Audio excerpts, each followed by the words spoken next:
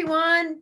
It's Trace Face, and I'm here with the beautiful Elizabeth, who has volunteered her time to be on the channel with you guys tonight. And for any day that you guys happen to see this video, I hope you enjoy her getting on here. It's a tough thing to come on here and tell your story. It's not an easy thing, and we just thank you so much for doing this. And it's quite the story. So I hope that you guys will listen to all of it, and don't forget to leave Elizabeth some comments, perhaps on things that you experienced yourself or anything that you want to say to her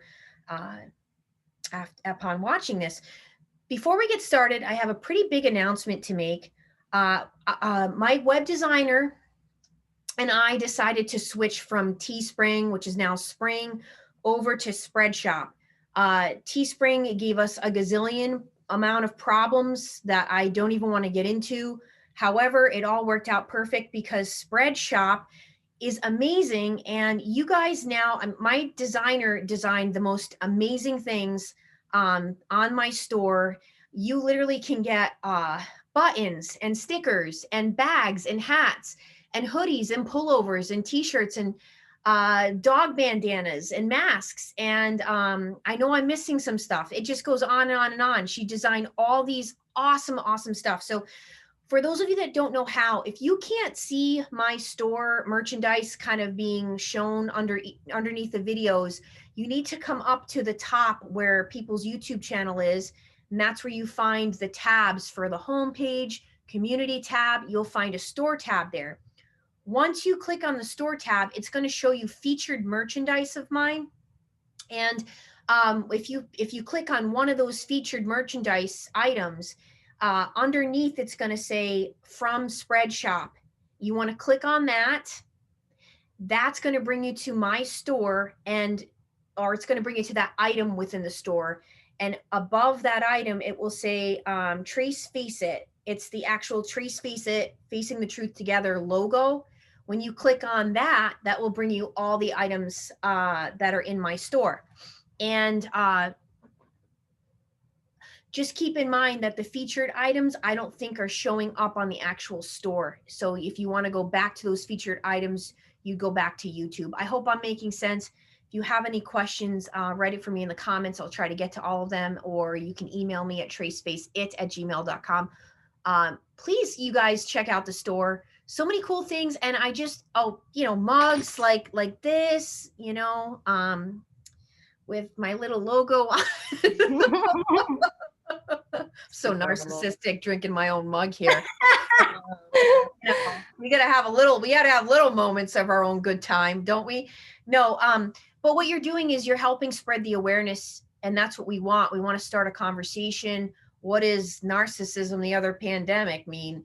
What does narc it off mean? What does caca baloney mean? And it just starts a conversation, and people, that's what we want. You are helping spread the awareness and spread the cause, and that's what we're trying to do here on the channel. So please help support and help make a difference to help others out there. Okay, I'm done.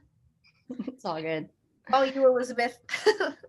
Well, thank you so much for having me. I really appreciate it. And at the end of my story, I'll talk about your channel and how you and your channel and some of your groups have helped me and things of that nature. But if I can even help one person and their healing process, then I'll feel like my time today was absolutely worth every minute. So thank you very much for having me today. You're welcome. Anytime you want to come on, you just tell me. Okay, sounds good. We're going to call my soon-to-be ex-husband John. Yeah. Feels appropriate for the Dirty John series. Yeah, I like it. Yeah. Going on right now. And I was telling you via text this week as well that ironically, she and I share the same name. So that's, the Dirty John character and I, both of our names are Elizabeth Ann. So that just is ironic too. But yeah, we'll call my soon-to-be ex-husband John for privacy's sake. And I met John on Match.com, and we had our first date on September 20th of 2014. And within 2 days, we were already boyfriend and girlfriend and exchanging I love yous. And as I go through my story, you'll be able to see how everything I went through is just classical narcissism at its finest. But I didn't realize at the time I was getting love bombed, and he was doing mirroring and pretending to be into all of the same hobbies and have all of the same interests that I have and had to reel me in. But he purchased my engagement and wedding ring on October 15th of that same year, so less than a month after we started dating. And then he proposed to me on February 15th of 2015, and we were married by June 19th of 2015. After we got married, I always had a gut feeling that he could throw me out like trash, just like I was garbage, no problem throwing me out. And I was right. My gut feeling is always right. And I've really learned that through this process too, that you always need to listen to your gut, because it truly is right all the time. Mm-hmm. And because of mirroring, projecting, pathological lies, I thought he was my soulmate. I truly thought he was the love of my life. And I had no idea that everything I was going through, it was all showing red flags. And I had zero clue that someone like him even existed in this world. And like I said, I know now that it was love bombing and doing all the things to try to hook me and reel me in. And I had heard the term narcissist before, but I didn't have any idea what it truly meant. In particular, I think a lot of people talk about overt narcissists and overt narcissism, but people don't know as much about covert narcissists or communal narcissists, that there's all different kinds of narcissists on a spectrum. And I didn't know at that time either that pathological lying, abuse, and cheating are all par for the course. And when we were visiting his aunt, she told me that his ex-wife said he was a narcissist. And I looked it up, but the definition I found was regarding overt narcissism. And so for this reason, I thought his ex-wife was wrong, but come to find out she was right.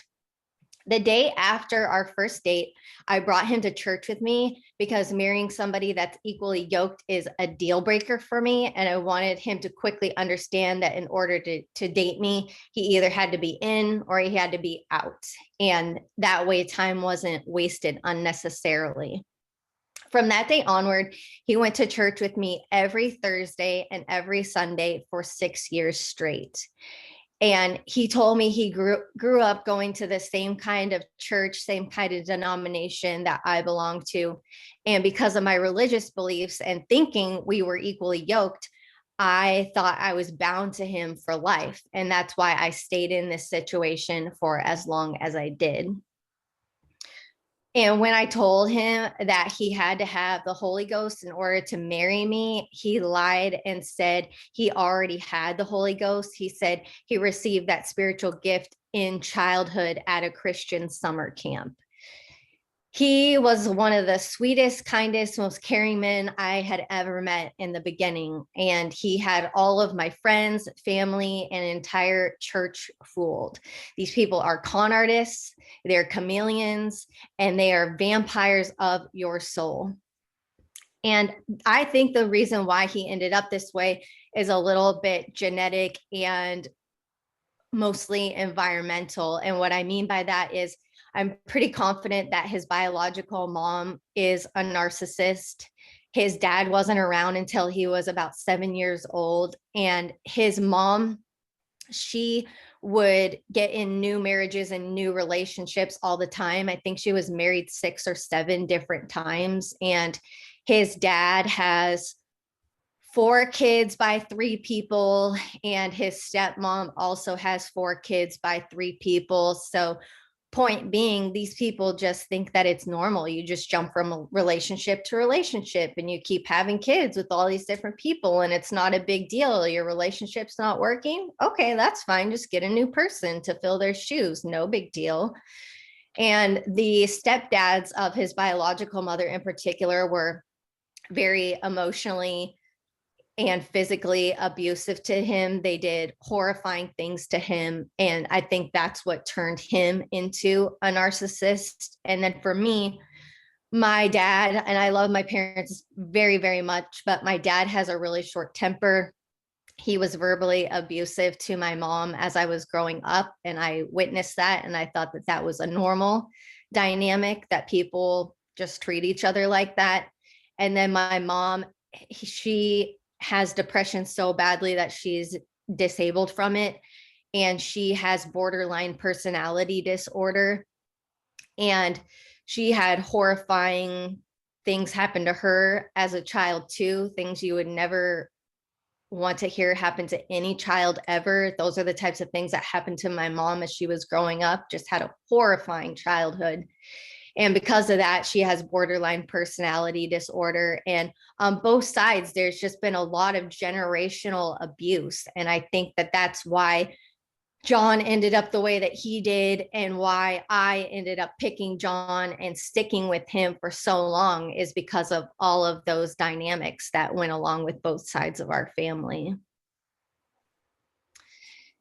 And also, and something that stood out to me the other day when your viewer was asking about how to not draw in narcissists over and over again, I was codependent. I know a lot of us were and are codependent people. I watched my mom be codependent on my dad my entire life. So again, normalcy, feeling what's normal, being drawn to things that are normal for you. And then also with boundaries and manipulation, I didn't have any boundaries. And so the way for us to not draw these people into our lives anymore is working on our issues, not being codependent, having boundaries, not letting people treat us like crap. And then they're not going to want to be interested in us. That's how we don't draw in narcissists over and over again, and at least in my opinion. Yes. Amen to all that. In hindsight, there were a lot of red flags right away, but because of the cognitive dissonance, I ignored all of the warning signs. And about a year ago, after he left me, kicked my daughter and I, she was 2 years old at the time, out of our marital home.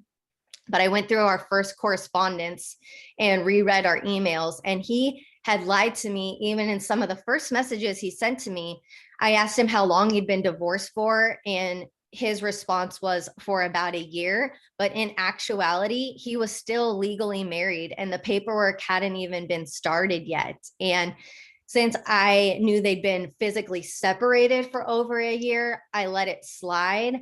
And I figured he was lying because he was embarrassed.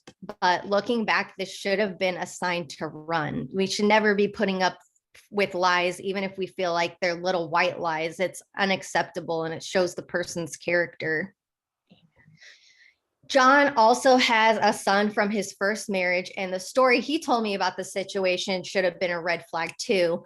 I thought his ex-wife was a cruel person who decided to move 4 hours away to take his kid away from him after they separated, but come to find out, she was trying to establish residency out of state before filing for the divorce. That way she could have him, the son and her be far away. And sickly, John doesn't like little boys. He treats his son like crap. He has no connection to that child. You can tell he doesn't even love his son. He only loves his daughter. It's such a weird situation. It's something about little boys he just doesn't want anything to do with. But for these reasons, John just let the kid go and didn't even try to stop his ex-wife and his son from leaving. And he's one step above a deadbeat dad. And I had no idea going into this relationship that he was a deadbeat dad. And point being, the signs were there, but I should have been paying better attention and thought, is his wife really a cruel person, or did she move away for a reason? What's really going on here? I should have been asking better questions. And John worked for a financial institution for more than 18 years, and he met his first wife at work. And when we first started dating, there was a woman at his work I had a weird feeling about. And I asked John about her, and his response was, "Oh, she's fat and she's gross and she's pregnant." Remember, we got married on June 19th. And on the 4th of July, we had our first big blowout fight. We were looking at his phone, and all of a sudden, a bunch of pictures of this woman, selfies, were on his phone, popped up, picture after picture after picture. And that's when he finally had to admit to me that my gut feeling was right and that he had lied to me. Right before we started dating, he was very romantically interested in this coworker, and he said his phone must have magically restored previously deleted pictures. And I ended up finding hundreds, if not thousands, of messages between the two of them, one of which he told her that he loved her. And the reason she was fat was because she was pregnant with some other guy's kid, and she already had a child by this person. And John wanted to be with this woman at his work, even though she was pregnant with some other dude's kid and was getting married to this guy and had another child with him. And I was so disgusted by the fact that he wanted to be with a woman under these circumstances that I couldn't look at him the same for a really long time. And we nearly got a divorce less than a month after we got married. And in retrospect, I wish we would have gotten a divorce at that time. The abuse was insidious. And I really liken my story to a frog. When you put it in boiling water, of course, it's going to jump out. But when you turn up the heat just a little bit, little by little, you can kill the frog under those circumstances. And his abuse was exactly like that. So he was physically abusive to me, but I didn't realize that he was physically abusive to me until I got out of the situation. And what I mean by that is mind you, I'm 5'3" and I'm 105 pounds. And he liked me at about 100 pounds. And if I, was 105 right now, for example, I was around him, he would come up to me, little areas of my body that he felt were fat. He would come up and pinch them really hard to the point of leaving bruises on my body. He thought I had a fat butt. He would tell me I had a secretary's butt. He would come up and bite it, and he would bite it so hard that it would leave bite marks all along my butt where he had bit me.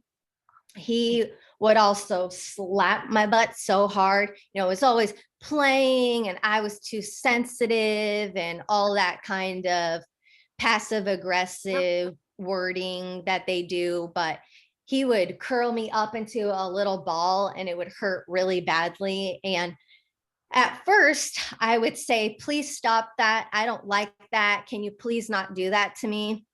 But his response back would be, "Fine, then I just won't touch you at all." And he'd get really offensive and yell at me about it. And what ended up happening is I got so afraid to say anything that I stopped saying anything. And when he would display these behaviors towards me, I would just get really quiet and stiff. And I would pray to God that he would please make this stop as soon as possible. When I would go to the beauty salon, if I would get my hair trimmed, I would come home and he would say, "Why'd you cut your hair? Your hair's too short." Or, "Why is it that color? Oh, it's too poofy." And it was really deflating. Here I'd go to the beauty salon and spend hours there and get my hair done and come home. And instead of my husband telling me how beautiful that I am, he would put me down and ask me, "Why is it so poofy? Why is it so short?" And when I'd go to the nail salon, if I got a color he didn't like, I would never hear the end of it. He only liked classic, traditional pinks or reds. He controlled. I got a color for him.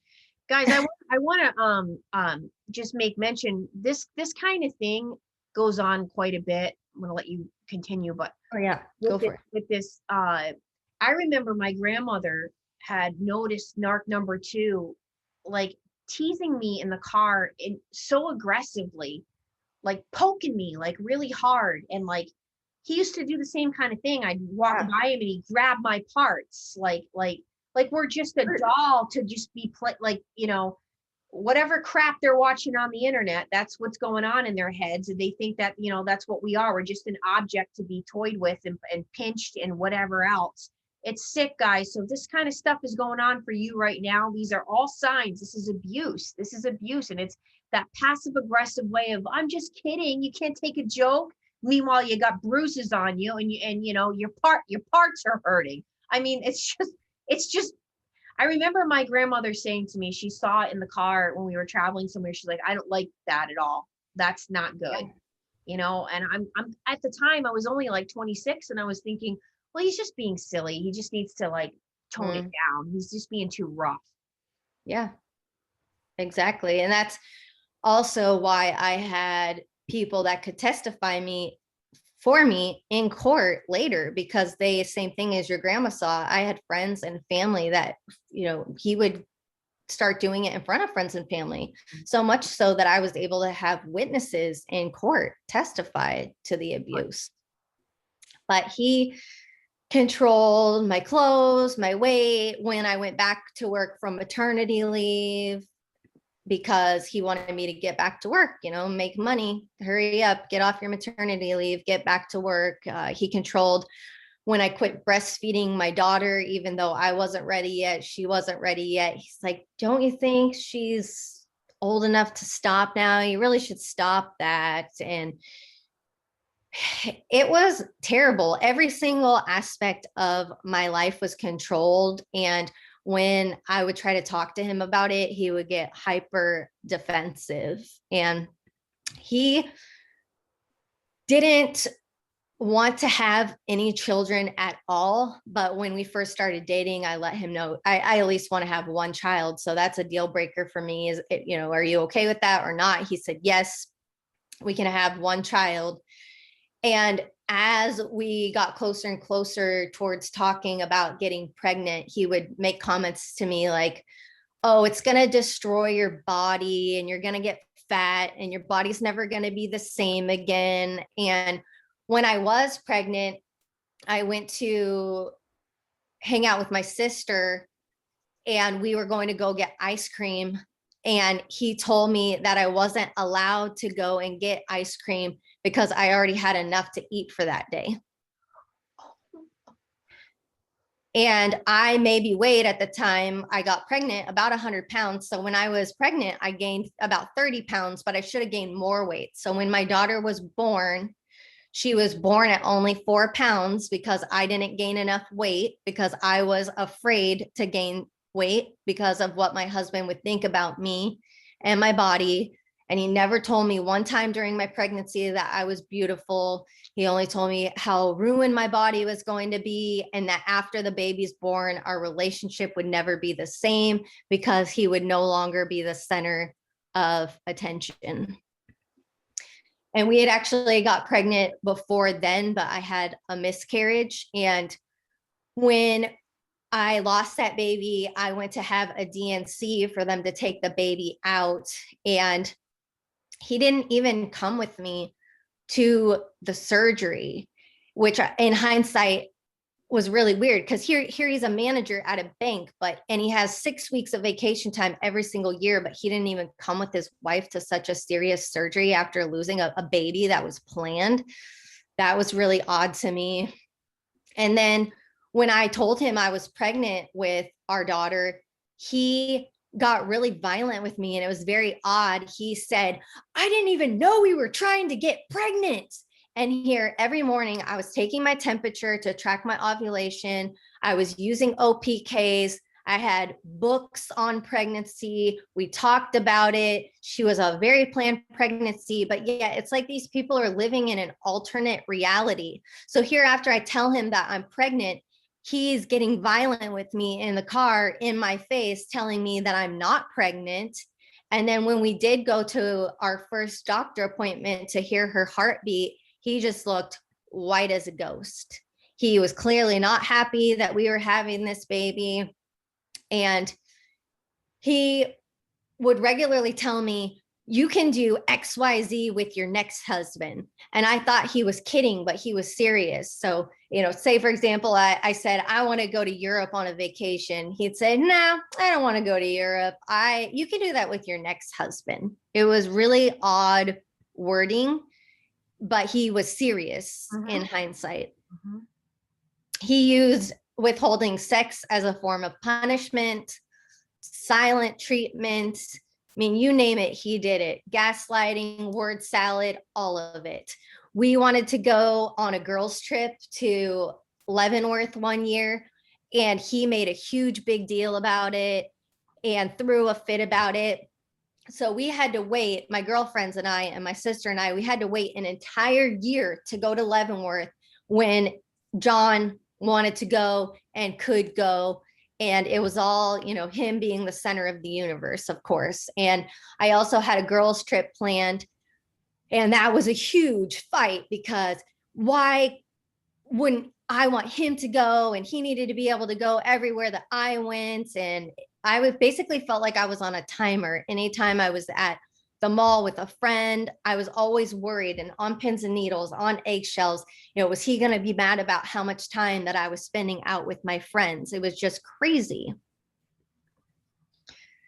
And then speaking about the gaslighting, examples of that were, he told me that, well, let me back up a step. So there was a baptism at my church, and some of my friends were going to be participating in the baptism. And out of nowhere, I was talking to him about it, and he said, oh, I already told you that I'm going to be participating in the baptism. And I said, no, you didn't tell me about it. Oh, yes, I did. You have a bad memory. It's always, you have a bad memory, even though I think my memory. I told you that. Yep. Exactly. And then another example was a time when he told me, I hate you. And a little bit later, I said, it really hurt me that you said you hate me. And he said, I never said I hate you. And I thought I was losing my mind. I truly thought I was going insane and losing my mind. Because they'll keep up with it. They'll keep telling you that until you finally shake your head. Yes, okay, I believe you. They'll keep telling you, I never said that. What is wrong with you? I would never say that. And they'll just keep it going. Yep. He was very passive aggressive. I have a college degree and he doesn't. And when he thought I said something stupid, he would say, and you're the one with a college degree? I don't know if anybody else's blood is boiling at this point, like mine is, but it's. When we'd get into a fight, he'd do the whole word salad on me. He'd jump from one place to another, and it was always all my fault. And he'd pull out things that were unrelated, out of left field. And I never felt like any problems were solved. I was just left questioning my own sanity at the end of every argument. And things got so bad that I ended up going on medication in February of 2018. I actually looked into going on short-term disability, taking a leave of absence from my job, and going into an outpatient treatment center for mental health because I was having panic attacks on a weekly basis, and I felt like I wanted to crawl out of my skin. I thought that it was the pressure of being a new mom and working full-time, but come to find out, after he left me and I had some time apart from him, I don't have panic attacks anymore. It was him sucking the life out of me. And he really hurt me because he had the audacity to tell me that the only time I'm a normal human being is when I'm medicated. I was basically a slave in my own house. I was responsible for everything you could think of, from cooking dinner every single night, working full time, taking care of my daughter, grocery shopping, trying to be the best wife possible. But nothing I ever did was good enough. I was constantly put down to the point where I was only a shell of my former self once he left me. And my family is so happy now because they really feel like they've gotten their daughter back. And it was so horrible that I, even down to when I did laundry, was controlled. So if I wanted to do laundry, I had to do it the whole way through, meaning I had to put everything in the washing machine, in the dryer, folded, put away. Heaven forbid I forget to leave the clothes in the dryer. That was a huge deal. And if I didn't make dinner to his liking, he would make comments, don't do it this way next time. I only want the ketchup on it. Don't do it this way next time. And he would just beat it in, beat it in, beat it in, where, you know, here I was trying to be a good wife and make him dinner, and he just nitpicked everything I did apart because nothing I did was ever good enough. I'll make him dinner. He was a typical narcissist in that he is easily bored. He's always looking for the next best toy to fulfill him, from a $1,700 TV to me spending more than $35,000 to fix up his project car because I wanted to be a supportive wife. And then once that project car was completed, at the end of the project, he looked at me and he said, well, I like the Nova, but it's not my dream car. My dream car is XYZ car. And I got so angry inside, but of course I didn't say anything because I knew better. But I was thinking, why did we just spend all this money on fixing this car? If this isn't even your dream car, why didn't we take all that money and put it towards your dream car? It made absolutely no sense to me. And then in March of 2020, we took a 10-day trip to Mexico, where we stayed at the same place where we had our honeymoon. And also, in retrospect, there were red flags here and there. He was spending a lot more time on his cell phone. He was sitting on, I had told you, that child-sized chair in the corner of the living room instead of, we had a comfortable down. It's very symbolic, isn't it? He's going to sit on the child's chair. He knows where he belongs. Come on, we got to give him some credit. Hey, where'd you get married, by the way, in Mexico? Was it El Dorado? That's where I got married. Oh, that's where I had the honeymoon, I should say. El Dorado in where the heck? Mayan Riviera. Oh, neat. Yeah, we went to Cancun. Not far. All right, so he's sitting in the child's chair. Okay, all the time, all the time, up till all hours of the night on his phone. I thought he was just addicted to his phone, and he told me that he couldn't sit on the couch anymore because it was uncomfortable. But we had a down-filled sectional, like the comfiest couch you've ever sat on in your life. And I believed him because I trusted him. And I had no reason not to at that time, but come to find out is because he was texting his mistress at all days and hours. On the child chair? From the child chair? Yeah. Yeah. And he didn't want to be too close to me on the couch because I would have seen what he was doing, you know, if he was sitting next to me. But we went on this 10-day trip that was supposed to be a second honeymoon, and it ended up being the trip from hell, because this is something else that comes up with narcissists. They try to pick fights and they try to nitpick you to push you over the edge. And he was just pushing at me, picking at me, picking at me, picking at me for the entire trip. And it was strategic. He was trying to get me to say that I wanted a divorce. That way he could tell all of his friends and family that I'm the one that asked for the divorce and that he was just giving me what I wanted. And about halfway through the trip, his plan worked. I got the sickest I'd been in over 5 years, and I had bronchitis on this trip, and I started having a coughing fit. And we were sitting in the cafeteria area eating, and I motioned for him if he could please get me a glass of water. And he got up and he stomped into the room where the water was, and he threw down the cup and got me the water, and then stomped back and threw the cup back on the table. And when we were done eating, we went out into this outdoor seating area, and I tried to touch his arm, and he pulled away from me very coldly and said, "Don't touch me." Sorry, I gotta take a drink here.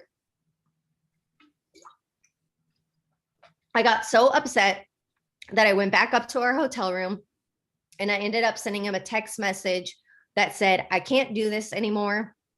When we get home, I'll move out and we can come up with some kind of a custody arrangement. And I didn't mean what I said. I was just trying to be so extreme that he would see, hey, I'm going to lose my wife if I don't stop acting like this. So I better get my crap together. And instead, in hindsight, it was all a strategy to push me away so he could be with his mistress. So instead of that working, he said, fine, let's get a divorce. And he manipulated me into thinking that all of this was my fault, that if I wouldn't have sent him that text message, then he wouldn't have been divorcing me. But because I sent that text message, he was done forever. And it was a really hard time for me. I was at the lowest point in my entire life because here it totally whatted me into thinking that this really was my fault and my divorce or my marriage deteriorating and leading to the point of a divorce was truly my fault. And I asked him a lot of times if he was having an affair, but he just denied. And when we got back from Mexico, I was trying to look at his phone and I couldn't find his phone, and he was in the shower. And I prayed to God and I said, God, please reveal to me where his cell phone is. And immediately it popped into my head, go look in the bedroom under the pillow. And I went in there and I looked, and lo and behold, there was his phone and it was locked up. And on the screen was a last name. And I didn't think anything of it at the time, but come to find out it was his mistress's last name that he had saved the phone under because he didn't want it to have any flags. If I saw his phone, I found his phone and I saw her first name on there and it was a woman's name, he knew I would have freaked out. So he had saved her number under her last name in his phone. And then one night, because I kept trying to make my marriage work when we got home from Mexico. I kept trying, like hoping and praying that he would change his mind, but he didn't change his mind. And I tried to stay that way he would change his mind, but he just kept getting worse and worse. And the mask kept slipping further and further, and he kept getting angry with me and started getting violent with me. And one night it got so bad that he tried to kick me out. And he put all my stuff in the dining room, on the table, and in the kitchen. He just stacked up all my stuff as a hint to get out of the house. He brought boxes home from his work in case I needed boxes to move. He put my purse on the gas stove and tried to light it on fire to try to get me to leave. He backed me up against the living room wall, which was my daughter's bedroom wall. It was a shared wall between my daughter's room and the living room. He backed me up against that wall, punched the wall behind my head, and told me to get the F out. And my daughter could hear all of this going on. And I went into her room to console her because she was very upset. And her exact words were, why is daddy so effing mean to you? And that's when I knew I had to get out of the house because he was getting violent with me. And it was to the point where it was now affecting my daughter. And so the very next day I left. And I had all the people from my church come the next day and help me move all of my large furniture. But I did try everything that I could do to save my marriage, but his mind was already made up. And when I was leaving, he told me that I better hurry up and get out of the house unless I wanted to see his girlfriend come over. And I also thought that was a joke, but come to find out he was serious. And then the next day, after I came with my church, my pastor's wife, a bunch of my friends and family moved out my big furniture, I checked our bank account statement and he got gas at the beach within 2 hours of his wife moving out. Didn't even let my spot on the bed get cold.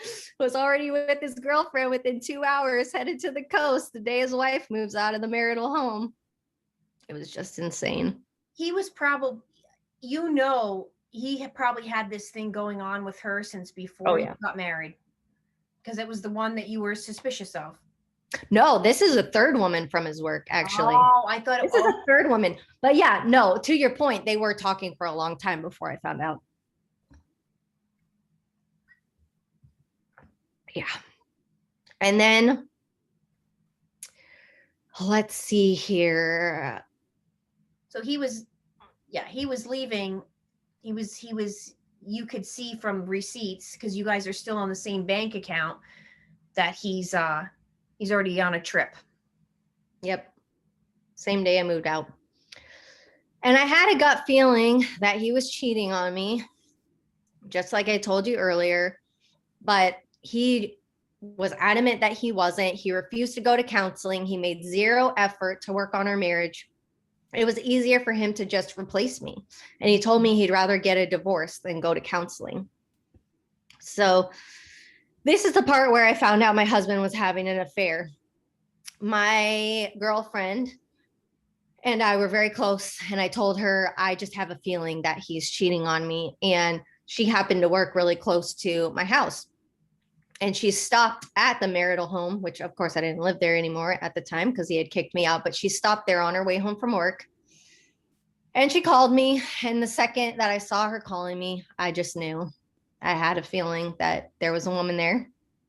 And she called me and said, there's a car here in front of your house. And I said, okay, I'll meet you there as soon as I can. Sorry, my voice. I have to get some more water here, but I met her and her husband over at the marital home. And I ran up to the front window, looked in the front window. Nobody was there. This is a miracle, but we had a German Shepherd, and the German Shepherd just happened to be tied up in the garage, because if the dog would have seen my friend and her husband and I pull up to the house, the dog would have let on to us and would have been freaking out, and I wouldn't have been able to catch them. But the dog, by the grace of God, was tied up in the garage. I went around the back, kicked down the back gate, went around. Another miracle. The back door was unlocked and open. So I just walked right into my own house. Nobody in the living room, nobody in the dining room, nobody in the kitchen. So I looked down the hallway, and they were in the bedroom with the door closed, and I opened the door, and it's another miracle of God that they were fully clothed, thankfully, but they were sitting really close to each other on the bed, and she was under a blanket. And that's how I found out that my husband was having an affair with his subordinate, the third woman from the bank that he was with. And her name is Elizabeth. So he has a girlfriend, Elizabeth, and a wife, Elizabeth, all at the same time, which has been really confusing for our now 3-year-old daughter. And yeah, that's how I found out that my husband was having an affair on me. So what in God's name? I mean, many of us only, some of us wished for this moment, and then most of us don't, because we would all be in jail. How the heck, what happened there? So you had this is when you really this is when you fully realize like how, yeah, like this, he had been doing this, and you had the feeling, but now here it is right in your face. So what did you do? I went psycho, and I took the woman by the back of her head, and I told her to get the you-know-what out of my house. And my friends looked at her and said, it's time for you to go. And she got in her car and she drove away. And I went Jackie Chan on my husband. And I did a lot of things that I'm not necessarily proud of. But at the time, I was in shock. I was angry, and I got physically violent with him. And he had cameras. Oh, go ahead. I was going to say, if your friends weren't there, he would have probably attacked you. No doubt in my mind. Yeah. No he doubt. were even in front of them. But my friend's husband was like, you better not touch her. And he has cameras outside of his home so he can see what's going on. And I went and ran, and I tore the cameras off the wall, and I took them with me. Would have too. I would have too. That, oh wow, that takes everything you had, I'm sure. Wow, wow, wow. And yeah, thank God that your friends were there, because he would have went toe to toe with you with that. He would have attacked you, because he's a wimp. He's a narcissist. So he would have attacked you the minute you opened that door. What are you doing here? And it would have been that. And he would have probably tried to beat you up in front of her, because he's a wimp. He's Definitely. a coward. He is a coward. Narcissist. So then what? When I caught them, he told me it was my fault. His exact words were, I'm talking to her because we don't talk anymore. And then he disappeared for 2 months. Sorry, I got to get some more water here. Okay. He disappeared for 2 months. He didn't call and ask how her daughter is doing, didn't offer to get her a diaper, a nothing, just disappeared for months. And DHS ended up getting involved because he was also violent, which I'm not going to get into that part of the story, but he had gotten physical with our daughter when he got frustrated with her, and DHS ended up getting involved. And when I saw the report, he had told the DHS representative the exact same story about me that he had told me about his ex-wife. And those relevancy of the story had absolutely nothing to do with the investigation. It was all about him trying to save face and looking good. To the caseworker, he said, oh, we're just roommates basically, and I didn't have an affair. She just thinks I had an affair, and it was all lies and lies and lies. But then this is what else happened. So did DHS get involved after you left the house? Mm-hmm. Oh yeah, the violence, the narcissist, the mask had been completely ripped. So here comes out the violent monster. Unbelievable. Yep. Then I ended up turning him into his work, and we were smart enough that we took a picture, my friend and I, of the woman's car in front of the house. So you've got his truck, her car, our house, everything. I turned him into his work, and come to find out there was already a pending human resources investigation against them, because people were starting to pick up on the fact that this manager was having an affair with his subordinate at work.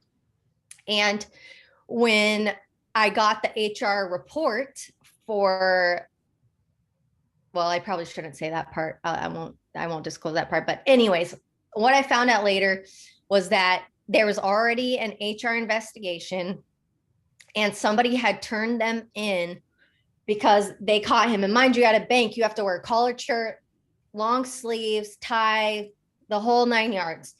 Somebody caught them in the break room, and she was rubbing lotion all up and down his arms.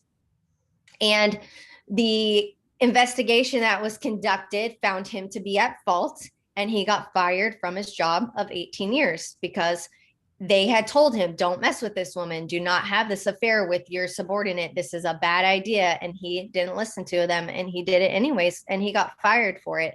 But because he's a narcissist, everything is my fault. So then he ends up suing me, and he took me to court, said I got him fired from his job. So now I needed to support him.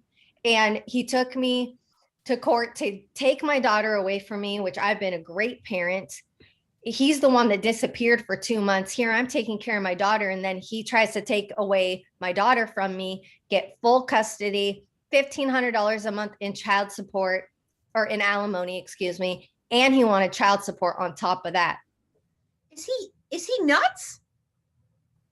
Yes. What a whack job. So then what happens? So you're getting taken to court now because he got caught doing what it is he does best. Mm-hmm. Unbelievable.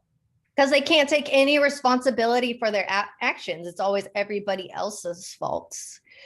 And thank God, and this is something for all of your viewers that are parallel parenting with a narcissist, because you don't co-parent with a narcissist, you parallel parent with a narcissist. And what you want to do is get a parenting app. And I use WeParent, and you need to document everything.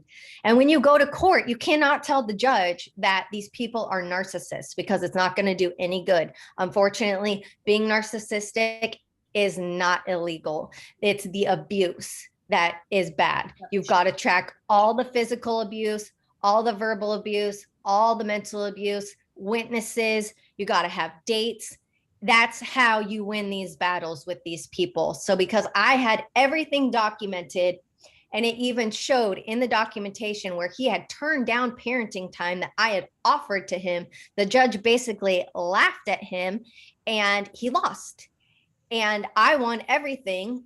And not only did he lose, but then he ended up having to pay me child support. And if he would have just left things alone until our divorce hearing, he would have been able to save thousands of dollars, because he wouldn't have had to pay me child support. I never asked him for a cent. So him going to court was complete idiocy.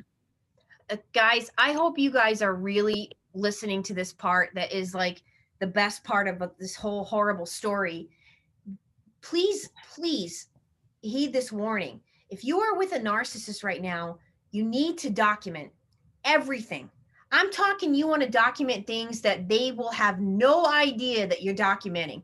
In that way there, you're always safe. I mean, I have things saved that he'll never know about. And that's how you know you're always going to be in the position of power. If they ever wanted to try anything with you, you have the documentation, you have proof, you have pictures, you have it all. And they think they're so smart. They think they're able to get away with all this stuff. And you got to keep some secrets to yourself. You literally do. You have to keep information to yourself, knowing full well that, at any given point in time, you could use that in a court of law, because these people bank on getting away with things. They believe in their head that they're superior beings, that there's no punishment for them. If they want to go sue you, they can sue you now for something that they did. They're absolutely insane. They're delusional. They don't make any sense. And so see what he did? I mean, what a moron. Good for you, Elizabeth, in being like 20 steps ahead of this game. I hope you guys are listening to this. You've got to get yourself documentation of all this stuff, even if you're not parallel parenting with them. If you're with an abuser right now, you got to get documentation of what is going on, what they're up to, how they're mentally and emotionally abusing you. And cheating and lying, it's abuse. It's abuse. You have to start documenting everything so that you can prove it. Okay. Wow. I'm pretty sure he's engaged again right now, and his life is literally the definition of insanity. He keeps doing the same thing over and over again, just replacing the person that he's doing it with. And what was really hard for me, but was also kind of, what's the word I want to say? It made me feel better about the situation that I've been in, is the fact that this woman is absolute trash. And when I left this situation, I didn't even have a self-esteem. I still don't have a very good self-esteem right now. It's something that I'm working on, and I've been working with a therapist on for the last year and a half. But this woman is uneducated. She has a criminal record. She barely makes above minimum wage. Not that there's anything wrong with making minimum wage, because we all have bills to pay. I'm just saying, compared to what he had, the cushy life that he had with his wife, your life couldn't have gotten any better, but it still wasn't good enough. He left me for this woman that's not attractive, has a criminal record. One of her charges is recklessly driving and endangering the life of her child. Yet he had her drive my daughter to meet up for the drop off at church. He didn't do the exchange. He had this woman drive my child. And it just goes to show you, though, he's back. You see, I have a video about this, how they have to go back to the sewer by which they have to go back to go crawl back to the sewer, because that's what Exactly. they are. They're garbage people. So they got to go find garbage. That's where they feel comfortable. You see, he Exactly. didn't feel comfortable with you. And I want to make note. It's the Gwen Stefani, Gavin Rossdale syndrome all over again. You know, it doesn't get any better for those people that ever followed her life story. She's pretty much in terms of Hollyweird. She's about as down to earth as it gets, as a celebrity, and has done really amazing things with her life and her career. And she basically, when she got together with Gavin and he was a piece of crap, she, you know, she became so much more, and he couldn't handle it. He had to go home and realize, like, my career basically plummeted and hers went up, and I have to deal with that. And so he was insecure by it. So what did he do? He had to go make himself feel better by banging the 22-year-old nanny or whatever, that, you know, that made him feel better about his low life self. You know, and it has nothing to do with they make it about they're competing with you all the time. They hate it. They can't stand you. You know, when he told you he hated you, that demon inside of him was telling you that. I hate you. Because they do. They literally do. They married you because they were like bugs going to the light, and you gave them everything and then some. They couldn't handle it. They hate balance, harmony, financial stability, all those things, vacations, happy times. They hate it all.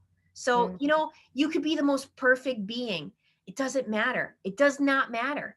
You know, they have to, and most 9 times out of 10, they're going to go back to the, you know, the caca that they're all about. They have to find somebody that's equally yoked with them, which is, you know, basically a trash barrel. Exactly. His family's trash. He's came from trash. He's trash. He's with trash. It's there.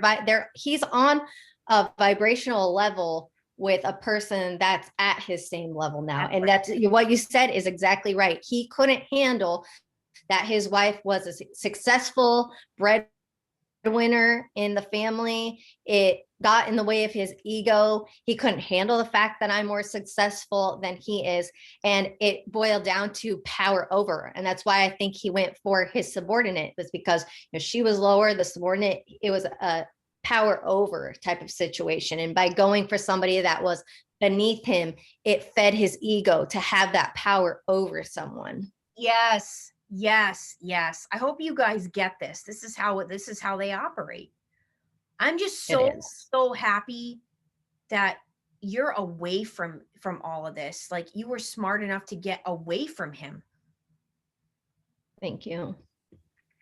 Yeah, I knew something was wrong for a long time, but I didn't know exactly what it was. And it wasn't until I got out of the situation that I got clarity on it. But I even told him this. I said, God brought yours to light, because that's what he does. And that's scriptural. And I feel like God led me to my answers. And I just happened upon all this information on YouTube about narcissism, narcissistic abuse. And it's been hugely important to my healing process. And finding your channel, for example, I felt like God led me to you and your channel because we have similar beliefs, and you have a YouTube channel on all these things. And it's really helped me with my healing process to know what I experienced is not okay. What I experienced is narcissistic abuse, being able to tie a name to all of these different things I experienced. Gaslighting, word salad, stonewalling. That's been hugely powerful and in aiding me through my healing process to know that what I went through isn't all in my head.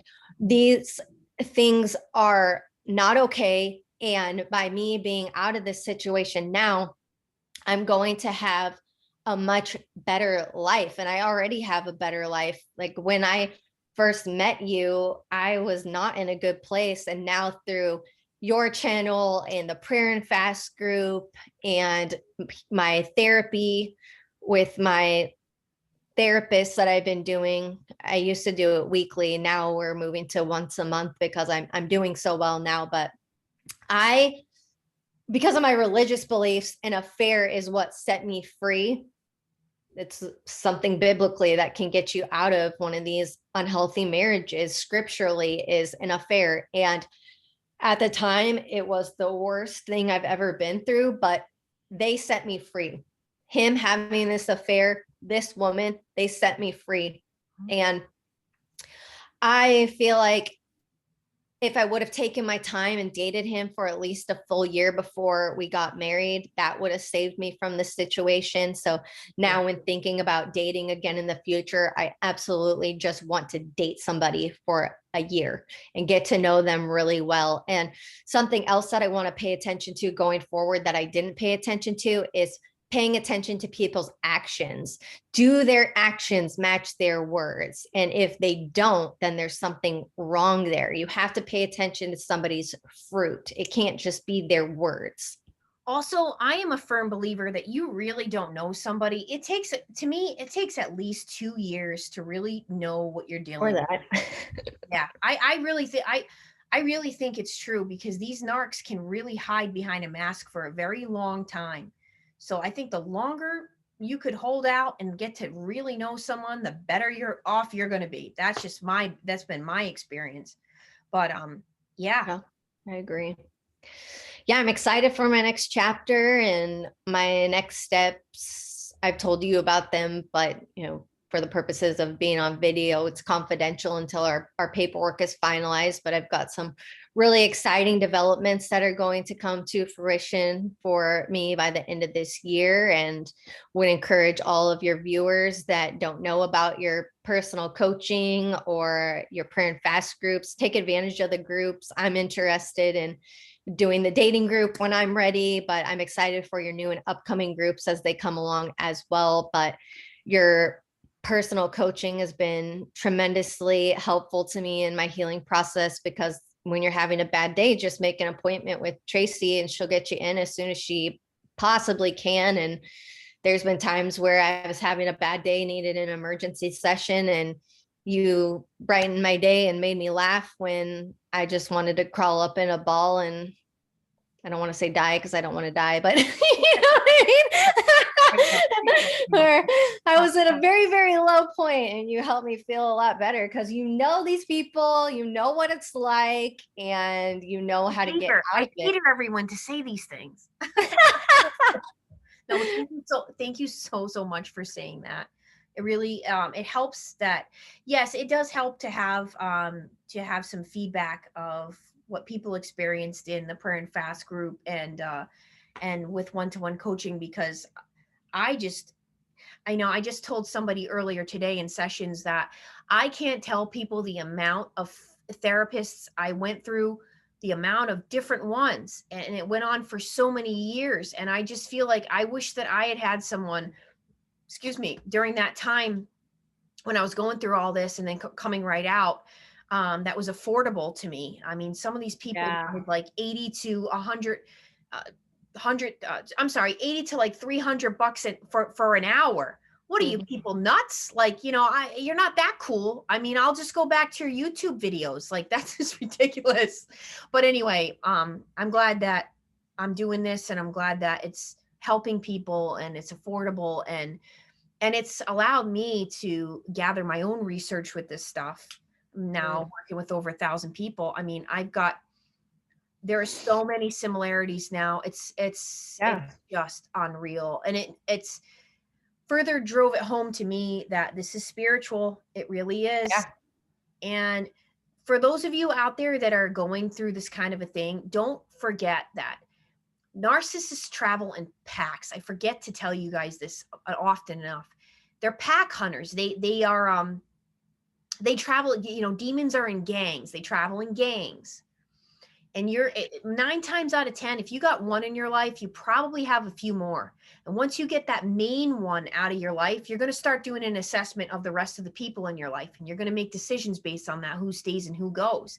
And it can be a painful process, but stay the course, because now you're on this course of like, I'm not tolerating, Jesus and God and whoever your God is, what you believe. If you don't have one right now, You're not supposed to be going out there hurting yourself, and staying with these people is to me comparison to basically slitting your wrist. You're slow, you know, or having an addiction, because you're slowly dying. You're Mhm. slowly killing yourself. I really was. And it's a slow kill. Mhm. It's very serious. You got to get out. There's no other option here. And I hope that you've listened to Elizabeth's story tonight and recognize there are no other options here. You know, these people will kill you, if not by giving you all kinds of sorts of ailments and sickness and you know, heart attacks and strokes and everything else these people cause, back pain, you name it. They're going to kill you themselves. They're going to do it themselves. They're going to throw you down a flight of stairs. They're going to put poison in your food. They do this, you guys. Yeah. They're dangerous people. They're sick. They don't care. They just want your life insurance, and that's, you know, they'll do Money. whatever they have to do. Yeah, they do. They siphon your money. They take money away from you that you don't even know about. And I do feel lucky that I got out with my life, because my story has so many parallels to the Chris Watts case that it's just amazing to me sometimes. And I'm grateful that I did get out alive. I know that sounds extreme, but exactly what you're saying is true. It's like, you know, when these people get violent with you, where's the line where they could potentially go over that line and get violent with you to the point where they cause you serious harm? And we will have to make another video in the future about the spiritual elements too, because there's so much that goes along with that, and so much that I've experienced during this last year and a half too. But the part that I find that's really creepy is nobody taught these people these behaviors. They weren't trained on this. Their mother, father, whatever, they didn't teach them how to do these things, yet they all do these things. How is that possible? This is what I've been saying. I'm so glad. Exactly. Can't explain any of this. You know, it's just like science can't explain near death experiences, you know, or actually seeing heaven and hell when and you've died and come back again. Science can't explain that all these people saw this. Oh yeah, they're all lying. Everybody's a big fat liar. We're all making it up, you know. It's like, no. Anyone that knows a narcissist in their life or knows multiple narcissists, they will see what we're talking about. They're all the same. They All. are. They And are. they might be further along the scale of not so malignant to being fully diabolical, but their traits, the way they act, the way they think, the way they operate, it's creepy. Cheating, lying, stealing. And I don't care. You know, these psychologists will sit there. They'll have arguments. They would want to have arguments probably and say things like, well, a lot of them are catching on to this. A lot more of them are coming over to the side of realization. But they could say, oh, well, you know, it's the form of abuse that went on in their life. No, I know so many people that were abused. So many people, and I mean horror stories Yeah, of abuse, and they did not choose this route. So exactly. you know, it's clear cut to me. It's clear cut. Well, I just want to thank you again, Elizabeth, so much for coming Thank on you. the channel. I And appreciate it. it's a hard story to tell, but we appreciate you telling it. And yes, definitely going to have you back on to talk about the spiritual stuff. It would be awesome. And you're going to stay in touch with me anyway. We have more talking and chatting to do. But well, guys, you know, I'm Trace Face, and it is time we all face the truth together. Bye. Bye-bye.